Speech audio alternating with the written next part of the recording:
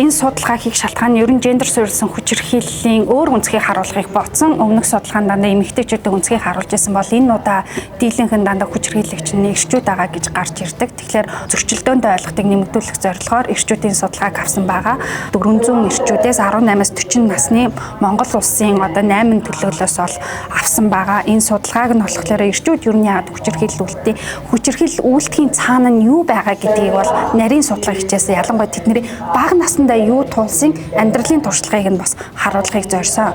Судалгааны гол үр дүнгээс хэлэхэд бол дийлэнхэн гендер эрхтгч байдлыг дэмждэг гэж хэлсэн мөртлөө үйлдэлээрээ бол жоохон зөрчилтэй байсан. Тухайлах юм бол 60% нь юу вэ гэхээр эмэгтэйчүүд эхнэр нь гэр орныхаа ажилдаа эрэгтэй нөхрийнхөө хэлсэн үгээр хэлэх ёстой. За тэгээ 27% нь ямар нэгэн байдлаар биеийн болон бэлгийн хүчирхийлэл үйлцэн.